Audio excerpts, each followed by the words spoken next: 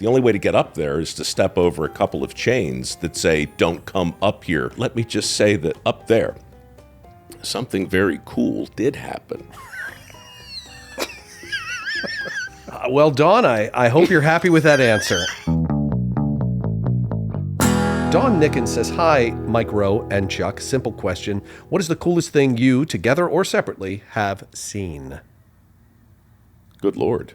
The coolest thing you have seen, either, individually or that we saw together. I can think of one thing that we saw together. Go ahead, because I'm racking my brain now. Sure. So we performed in our barbershop quartet, semi-formal, right, at the Lyric Opera House, which sure, later you would go on to work in the opera at. Mm-hmm. But when you were, 18, I was 17. In the opera at?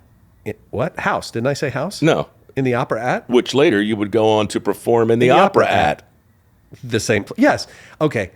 What? At which you would later perform with the opera.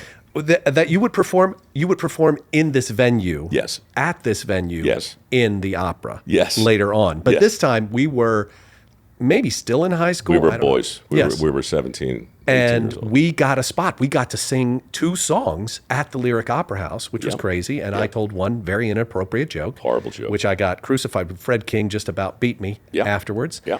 And but that's not the thing that I remember the most. There was a quartet that we loved called B&O Connection. Yep. Bob Disney was the lead, and he's still around, man. I just saw a picture of him the other day. He's great. I loved him. By the way, the B&O Connection is a reference to the Baltimore and Ohio Railroad, not the way they smelled.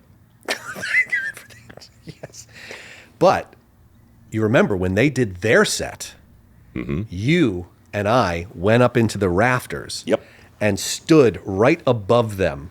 I don't know, maybe 50 feet above them, however high that is. Easy, 50, 60 feet. Sure. And we're looking down on this quartet that we have their albums, we know all their songs. And it was so cool to, I've never, been in a situation and seen a performance from that angle since or before. All right, well, let me put just a little twist on that. Okay. Because I'm sure some of the dozens of people who are listening right now are saying, wait a second, the question was something cool, and you use words like barbershop and opera in the same sense. Right. So, okay. I guess that's the fun of the question, right? We get to define the terms as we want. I don't know how cool barbershop is for most people, but I'll tell you this. I'll tell you what was cool.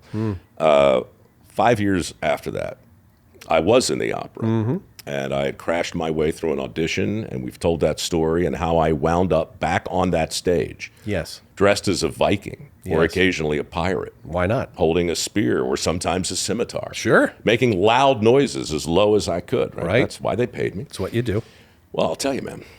During the intermissions of those operas, you have a lot of time to kill. Mm-hmm. And I remembered the time you and I went up there into the catwalks. Right. Into the rafters. And, you have to imagine it, folks. It's an environment. Unless you've been up into a place like this, the closest I can tell you of a thing that it reminded me of anyway was the rigging on an old galleon. Right. Yes. All the ropes, a ton of ropes, and and they're coiled at your feet. Ooh, scary. And they're stretched up into the darkness. Yes. And the ropes, some are bundled together and some are separate, and they're all attached to something really important, screens and scrims that are dropped at various times during the production. I mean, it's very, very involved, and it's not a place where you're supposed to go. In fact, the only way to get up there is to step over a couple of chains that say, don't come up here, the signs that hang from them. Well, I remember I'm not going to name names, but there was a lovely girl in the chorus, an alto, as I recall. Okay. And she and I had a thing, A thing? Yeah, I'm dressed as a pirate, and there she was, dressed up like a French whore or whatever it was, I mean, it was nothing but plunging necklines and ridiculous costumes, right? Anyhow, we were looking for a quiet place, and I thought, During the intermission. But the intermission would go into the next act, and by and large, the chorus is only needed on stage intermittently. So if you combine the length of an intermission with maybe the 20 or 30 minutes you don't have to be on stage. Before your next cue. Exactly. Gotcha. Well, then you've got, maybe 45 minutes or an hour on your hands. And if you're dressed as a pirate and 24 years old and you have yourself a young lady who seems to be interested in you, you might ask directly if, in fact, the perception of interest was, in fact, real or something I've imagined. And once the young lady confirms that the interest is both real and reciprocated, Yes. well, then you look for a quiet place. And so To meditate? well, just to be together, just to be together, and Okay. and so anyhow, we wound up there in the catwalks, pretty much right where you and I were, watching the B&O Connection, sing various songs in 4-part harmony. Yes. Except here, there's a full-on orchestra getting us into the third act. Yes. And an amazing love duet unfolding down there on the stage, and about 60 feet up. I don't want to overstate it, old friend, but let's just say another amazing love duet was unfolding in the shadowy corners of a forbidden place high above the stage of the Lyric, where let me, not to put too fine a point on it, but let me just say that up there, something very cool did happen. You're saying it was cooler than you and I watching the B&O Connection. Is that what you're saying? Hard to believe I can trump those days where you and I were wearing tuxedos and tennis shoes, calling ourselves semi-formal. But I like to think I might have redeemed a part of myself and my soul on that particular day. Well, Dawn, I hope you're happy with that answer. What was her last name? Nickens.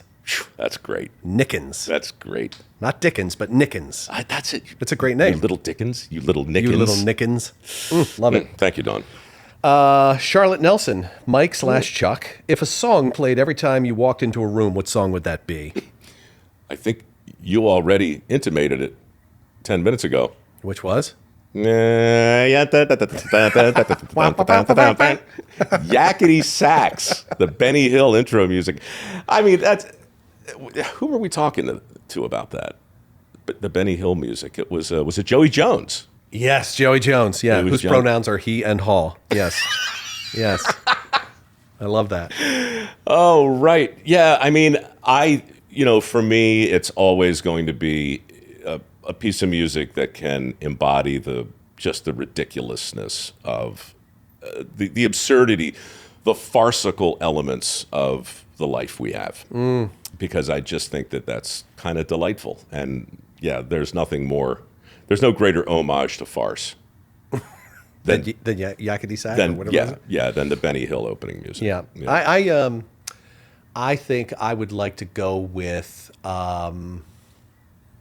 Queen's "Don't Stop Me Now." Just come right in. Don't stop me now. Really? Every time you enter a room? Don't stop me now. Gonna have a good time. It's optimistic. It's a great tune. It's a great tune, yeah. But between that reference, the barbershop reference, and the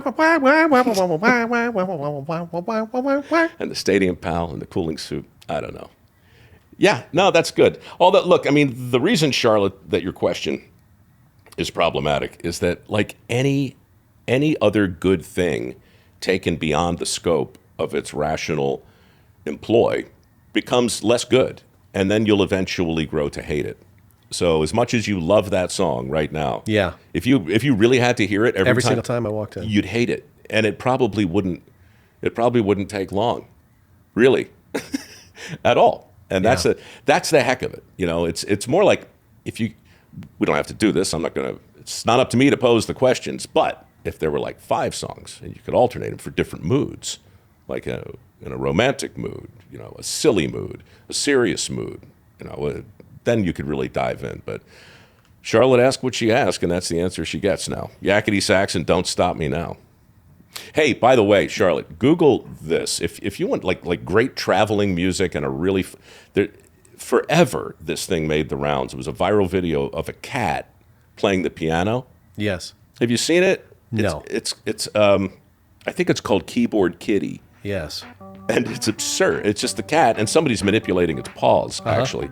But he does like this Ray Charles look when his head goes back and he's so happy and his head shaking from side to side and he's playing this ridiculous riff. If we had internet in my stupid office here, I'd make you be a producer and Google it. Now, We but do we not. don't. This No, we place don't. is it's like Hubble. It's a hovel.